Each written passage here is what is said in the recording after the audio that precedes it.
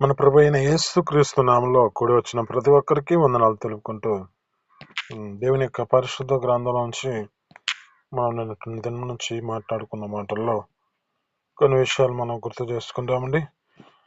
నిన్నటి దిన మన దేవుడు మనతో మాట్లాడిన మాటలను బట్టి దేవుని యొక్క సన్నిధిలో ముందుగా మన జీవితాలను ఆ దేవుని సన్నిధికి వచ్చిన మన స్థితిని బట్టి దేవుని సన్నిధిలో మొరపెట్టుట, ప్రార్థించుట నేర్చుకోవాలని చెప్తూ ఉన్నాం. అలాగనే ఆయన సన్నిధికి వచ్చిన మన జీవితాలలో ఆయన ఏం మాట్లాడుతున్నాడో ఆ వాక్కుకి మన యొక్క జీవితాన్ని విధేయతను చూపించిన వారిగా మార్చబడాలని మనం మాట్లాడుకున్నాం. అలాగే ఈ శ్వాసములో మన జీవితాలు నడిపించబడితే దేవుడు సంపూర్ణమైన విడుదల, ఏ స్థితిని బట్టి, ఏ ఒక్క స్థితిని బట్టి, ఏ సమస్య చేతనను బాధపడుతున్న పరిస్థితిలో ఆ దేవుని ఎదుట మన జీవితాలను ఆ నమ్మకంగా ఈ శ్వాసములో నడిపించబడుతూ ఉంటే వారి జీవితాలను బట్టి స్వస్థత కలుగుతుందని దేవుడు మాట్లాడి ఉన్నాడు. కనుక అలాగే కృతజ్ఞత కలిగి ఒక వ్యక్తి దేవుని ఎదుటికి వచ్చినట్లుగా కనపడుతుంది. అలాంటి స్థితికి అంటే తన జీవితంలో తిరిగి ఆ దేవుని ఎదుటకు వచ్చినట్లుగా కనబడుతుంది. కనుక మన యొక్క స్థితిని బట్టి ఇది మనం మనతో మాట్లాడుతున్న మాటలను ఇంకా శ్రద్ధగా మనం ఆలకిద్దామండి. ఇక్కడ ఉన్న ఈ మాటలను బట్టి జ్ఞాపకం చేసుకుంటే కృతజ్ఞతగా ఆయన సన్నిధికి వచ్చిన వాని యొక్క జీవితం ఎలా ఉందో ఒకసారి జ్ఞాపకం చేసుకుంటే అక్కడ ఏమంటూ ఉన్నాడంటే వారిలో ఒకడు తనకు స్వస్థత కలిగిందని చూచి, అక్కడ అన్న మాట జ్ఞాపకం చేసుకుంటే పైన ఏమంటున్నాడంటే వారు యాజకునికి కనపరుచుకొనుడి అని వారితో చెప్పినప్పుడు వారు వెళ్ళుచుండగా శుద్ధులైరి. ఇక్కడ ఆ శుద్ధులైరి వాడిలో ఒకడు తనకు స్వస్థత కలుగుట చూచి, చూడండి అక్కడ అంటున్న మాట శుద్ధులు, ఇక్కడ స్వస్థత. అంటే ఇక్కడ జ్ఞాపకం చేసుకుంటే అక్కడ అంటున్న మాటను బట్టి వారి జీవితాలలో పరిశుద్ధపరచబడ్డారు. వారి జీవితాలను బట్టి అపవిత్రమైన పరిస్థితి నుంచి పరిశుద్ధమైన స్థితికి వారు నడిపించబడినట్లుగా కనపడుతుంది. కానీ ఇక్కడ ఒక వ్యక్తిని తన జీవితంలో స్వస్థత కలుగుట చూచి ఆయన ఏం చేస్తున్నాడంటే దేవుని ఎదుటికి వస్తున్నాడు. వచ్చిన వాని జీవితంలో ఏం చేయబడుతున్నాడో తెలుసా? గొప్ప శబ్దముతో దేవునిని మహిమపరిచే స్థితికి వస్తున్నాడు. ఆమేన్, హల్లెలూయా. ఇది నీతో మాట్లాడుతున్న మాట ఏమిటంటే ఆ దేవుని యొక్క సన్నిధికి వచ్చిన నీ స్థితిని బట్టి, ఆ దేవుని సన్నిధిలో పొందుకున్న మేలులను బట్టి, ఆ దేవుని యొక్క సన్నిధిలో నీ జీవితంలో కలిగిన విడుదలను బట్టి, ఆ దేవుని యొక్క సన్నిధిలో పొందుకున్న ఆ స్వస్థతను బట్టి నీవు దేవుని యొక్క సన్నిధిలో గొప్ప శబ్దముతో దేవునిని మహిమపరిచే స్థితిలోనికి రావాలి. ఆమేన్, హల్లెలూయా. అక్కడ జ్ఞాపకం చేసుకుంటే దేవునిని మహిమపరచుచు తిరిగి వచ్చి ఆయనకు కృతజ్ఞతాస్తుతులు చెల్లించచ్చు. చూడండి ఏం చేస్తున్నాడు ఈ యొక్క వ్యక్తి? కృతజ్ఞత భావాన్ని చూపిస్తున్నాడు, కృతజ్ఞత స్తుతులు చెల్లిస్తున్నాడు. ఆయన సన్నిధికి వచ్చి ఆయన యొక్క స్థితిని బట్టి దేవుడు చేసిన మేలుకు తగినట్లుగా తన జీవితంలో ఒక కృతజ్ఞత పూర్వకమైన స్థితిలో నడిపించబడుతున్నాడు. ఇప్పుడు మనం ఏం చేయబడాలి అంటే ఈ యొక్క మన జీవితాలలో ఏం కలిగి ఉండాలంటే కృతజ్ఞత కలిగిన వారిగా ఆ దేవుని యొక్క సన్నిధికి వచ్చిన నీ జీవితంలో గొప్ప శబ్దముతో దేవునిని మహిమపరిచే స్థితిలోనికి రావాలి. 2, నీ జీవితంలో ఏం చేయబడాలంటే ఆయన సన్నిధిలో కృతజ్ఞత స్తుతులు చెల్లించే స్థితిలోనికి రావాలి. 3, నీ జీవితంలో ఏం చేయబడాలంటే ఆయన పాదాల యొద్ద సాగిలపడే స్థితిలోనికి రావాలి. ఆయన పాదాల యొద్ద కూర్చుంటే, ఆయన పాదాల యొద్దకు మనం సాగిలపడితే మన జీవితాలలో దేవుడు గొప్ప అద్భుత రీతిగా ఏ స్థితిలో మన యొక్క జీవితంలో ఉన్నది, ఆయన మన జీవితాలలో కలుగుతున్న ఆ పరిస్థితులన్నిటినీ దేవుడు మనతో మాట్లాడి సరిచేయగలిగిన దేవుడు. ఇప్పుడు మన జీవితాల్లో ఏం కావాలి అంటే ఆ దేవుని యొక్క సన్నిధికి వచ్చిన నీ జీవితంలో కృతజ్ఞత భావం కలిగిన స్థితిలోనికి రావాలి. అక్కడ అంటున్నాడు జ్ఞాపకం చేసుకుంటే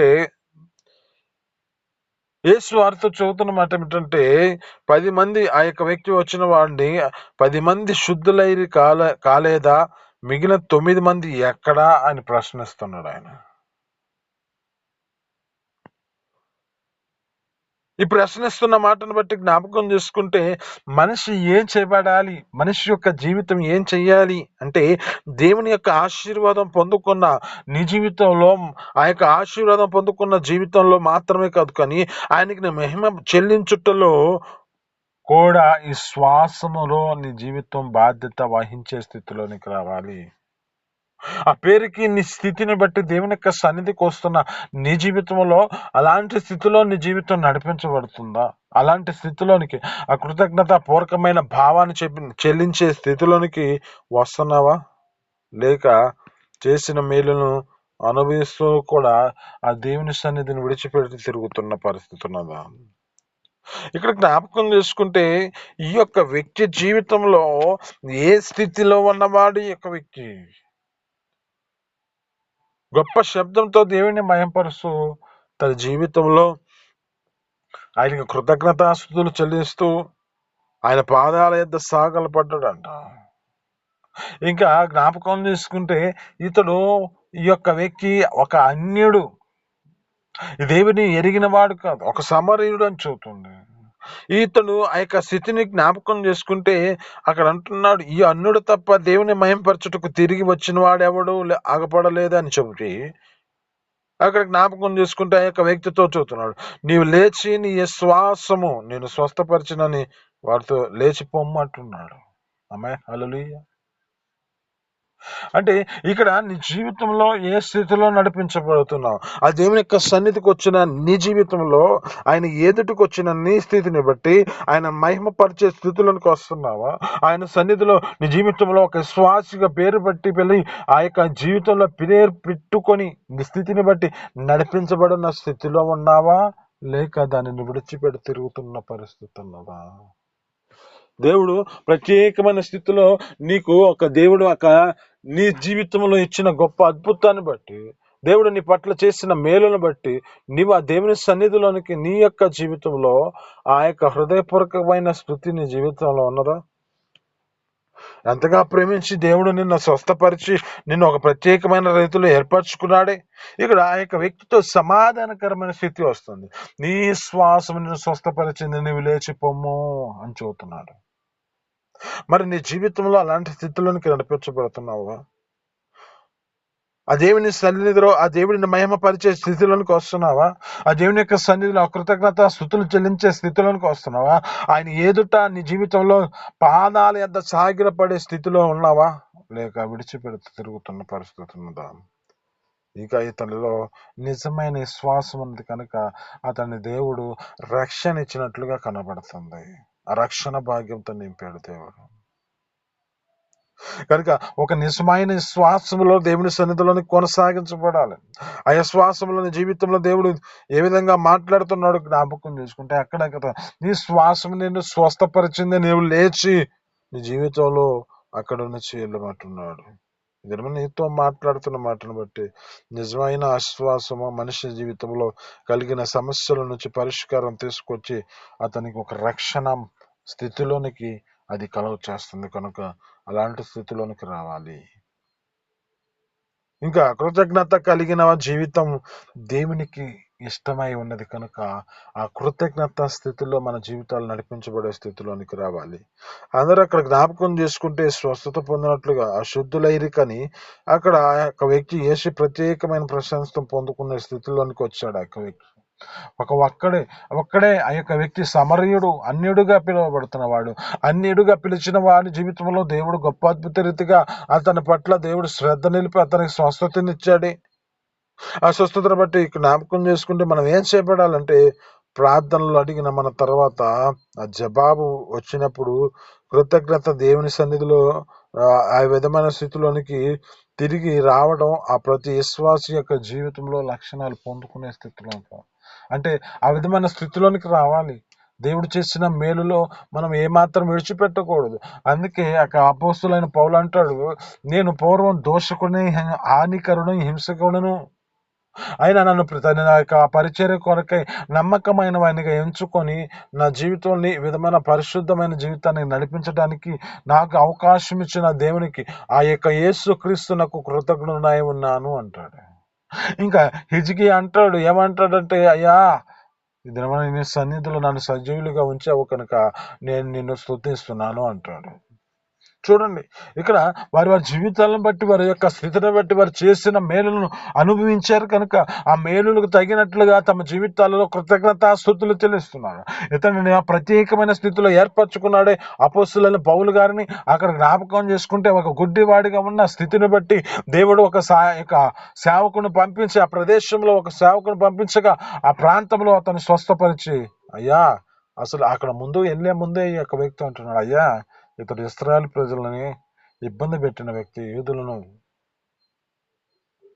ఇతడు దేవుని యొక్క సన్నిధిలో దేవుని ప్రజలను ఆరాధించే వారిని ఆటంకపరుస్తున్న వ్యక్తి అయ్యా అని చెబుతుంటే, నేను ఎన్నుకున్న సాధనము ఆ యొక్క వ్యక్తిని స్వస్థపరచమని చెప్పి అక్కడికి వెళ్ళి ఆ యొక్క వ్యక్తిని సేవకుని పంపించి అతని మీద ఆ యొక్క స్థితిని బట్టి శ్రద్ధ నిలిపాడు కదా.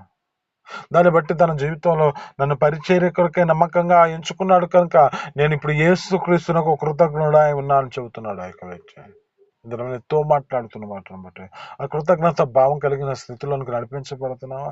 ఇక హిజ్కియాను జ్ఞాపకం చేసుకుంటే, మరణకరమైన రోగంలో తన జీవితాన్ని నడిపించబడుతున్న స్థితిలో దేవుని యొక్క సన్నిధిలో దేవుని యొక్క సన్నిధిలో తన యొక్క స్థితిని బట్టి గుర్తు చేసుకుంటూ, అయ్యా నీ సన్నిధిలో నన్ను ఒకసారి కృపతో జ్ఞాపకం చేసుకోయ్యా, నీ సన్నిధిలో నేను సత్యముతో యథార్థ వృద్ధిని ఎలా అనుసరించి నడిపించబడ్డానో ఒకసారి కృపతో జ్ఞాపకం చేసుకోయ్యా అని చెప్పి తన జీవితాన్ని అప్పగించుకున్నప్పుడు దేవుడు తన పట్ల తన యొక్క స్థితిని బట్టి అద్భుత రీతిగా తన జీవితంలో 15 సంవత్సరాల ఆయుష్ను పొడిగించి తనకున్న ఆ యొక్క ప్రదేశాన్ని ఆశురు చేతుల్లో పడకుండా ఆ పట్టణాన్ని, ఆయన్ని, ఆ యొక్క ఉన్న ఆ ప్రజలను అందరినీ కాపాడినట్లుగా కనపడుతుంది.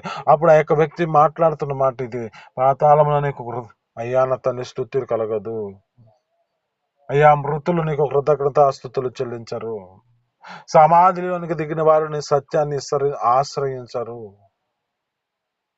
సజీవులు సజీవులే కదా నేను స్తుతించెదరు అంటున్నాడు. ఇద్దరు మన జీవితంలో జ్ఞాపకం చేసుకుంటే, ఒక సజీవులుగా ఉంచాడంటే ఆయనని పట్ల చేసిన మేలే కదా.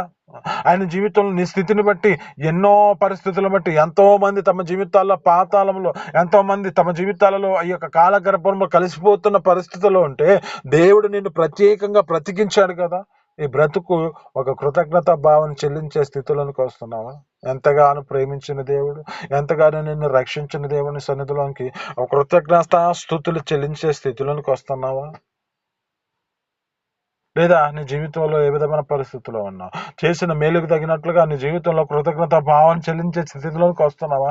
లేఖనాలు చెబుతూ ఉంటాయి, కృతజ్ఞత లేని హృదయము అంధకారమయము అంటాడు. అంటే ఇప్పుడు మన జీవితాల్లో అంధకారమయముగా ఎందుకు మార్చబడుతుంది? ఆ చీకటి క్రియగా మార్చబడే స్థితికి ఎందుకు వస్తుంది? ఆ చీకటి యొక్క జీవితంలో నడిపించబడే స్థితిలోనికి ఎందుకు రావాలి? దేవుడు చేసిన మేలును నీవు దేవుని యొక్క సన్నిధిలో అది వెదజల్లునట్లుగా అనేక మందికి ఇది ఒక వెలుగుకరమైన స్థితిలోనికి, మార్గాన్ని చూపించే స్థితిలోనికి రావాలి కదా. వాళ్ళ ప్రత్యేకమైన రీతిలో మనల్ని వెలిగించాడు కదా. ఆ వెలుగును మన జీవితాలలో అనేక మందికి వెలిగే విధంగా ఆ సాక్షాత్మై జీవించినట్లుగా ఆ దేవుని ఎదుటికి రావాలి కదా. ఆ దేవుని ఎదుటికి వచ్చిన నీ జీవితాన్ని బట్టి అనేక మంది నీ స్థితిని బట్టి చూసి అనేక మంది వారి జీవితాల్లో రక్షణ పొందుకోవడానికి కారణమవుతుంది కదా నీ సాక్ష్యం. ఆ వెలుగును చూసి అనేక మంది వారి జీవితాల్లో కూడా వెలిగించబడడానికి కారణమవుతుంది కదా. లేఖనాలు చూతాయి 12వ అధ్యాయంలో దానియేలు గ్రంథంలో 3వ వచనం అంటాడు, అక్కడ అంటున్నమాట, బుద్ధిమంతులైతే పరమునకు ఆ యొక్క పోబడిన దానిలో ఆకాశంలో జ్యోతుల వలె ఉంటారంటాడు. నీతి మనకున అనేకులు ఎవరు తిప్పుతారో వారు నిరంతరం ప్రకాశించు నక్షత్రాల వలె ఉంటారంటున్నాడు. మరి నిరంతరం ప్రకాశించు ఈ నక్షత్రం ఏం చేయబడాలంటే వెలుగును అనేక మందికి ఆ యొక్క ప్రకాశవంతమును కలగజేసే స్థితిలోనికి, ఆ మెరుపులాగా మన జీవితాలు మెరిసే స్థితిలోనికి రావాలి. ఆమేన్, హల్లెలూయా. అట్టి జీవితాన్ని మనం పొందుకునే స్థితిలోనికి రావాలి. ఇక్కడ 10 మంది కుష్టి రోగులలో ఒక ప్రత్యేకమైన రీతిలో ఒక వ్యక్తి మాత్రమే తన జీవితాన్ని గ్రహించిన వాడే ఆ దేవుని ఎదుటకు మహిమపరుచుతూ గొప్ప శబ్దముతో దేవుని యొక్క సన్నిధిలో ఆయనను ఆరాధించగలుగుతున్నాడు, కృతజ్ఞతాస్తుతులు చెల్లించగలుగుతున్నాడు. ఆయన సన్నిధిలో ఆయన యొక్క పాదాల యొద్ద సాగిల పడుతున్నాడు. కనుక నీ జీవితంలో ఆయన సన్నిధికి వచ్చి నీ స్థితిని బట్టి ఆయన పాదాల యొద్ద పడుతూ నువ్వు నడిపించబడుతున్న స్థితిలో ఉన్నావా, లేక ఆయన పాదాలను విడిచిపెడుతున్న పరిస్థితి ఉందా? మనం జ్ఞాపకం చేసుకుంటే ఇద్దరు వ్యక్తులు కనబడతారు కదా. ఆ దేవుని పిలిచి తన జీవితంలో విస్తారమైన పని పెట్టుకుంది. ఒక వ్యక్తి ఏమో దేవుని పాదాల యొద్ద కూర్చుంటుంది. ఆమె కూర్చున్న స్థితిని బట్టి ఆమెతో మాట్లాడుతూ ఉన్నాడు కదా. మరి నీ జీవితంలో నీ స్థితిని బట్టి ఆయన పాదాల యొద్దకు వస్తే నీ జీవితంలో ఆయన నీతో మాట్లాడతాడు. ఆయన నీ జీవితంలో ఏం చేయాలో, ఏది ఒక అద్భుత రీతిగా ఆయనతో నువ్వు, ఆయన నీతో ఆయన ఈ విధమైన స్థితిని బట్టి సంభాషించగలిగే స్థితిలోనికి వస్తాం కనుక ఆయన పాదాల యొద్దకు వచ్చే జీవితాన్ని కలిగి ఉండే స్థితిలోనికి వద్దాం. కృతజ్ఞత భావాన్ని చెల్లిద్దాం. కృతజ్ఞతతో మన జీవితాల్లో నడిపించుకుందాం. ఈ మాటలో మీ వెనుకలలో దీవించి ఫలించునుగాక. చిన్ని ప్రార్థన. పరిశుద్ధుడ, జీవాధిపతి, ఆశ్చర్యకరుడా, మహోన్నతురానికి స్తోత్రాలు తండ్రి. మీరు ఎంతగానో ప్రేమించి మాతో మాట్లాడుతున్న మాటలు బట్టి నీ స్తోత్రాలు తండ్రి. అయ్యా నా తండ్రి, నీ సన్నిధికి వచ్చిన మా జీవితాల్లో నిన్ను మొరపెట్టుకునేవారిగా, వేడుకునేవారిగా, నీ యొద్దకు వచ్చిన వారుగా మా జీవితాలు నడిపించబడుతున్న స్థితిలో మా జీవితాల్లో ప్రార్థించటం నేర్చుకోవాలంటున్నాం. అటు కృప మాకు అనుగ్రహించి మీ సన్నిధిలో సహాయం చేయండి.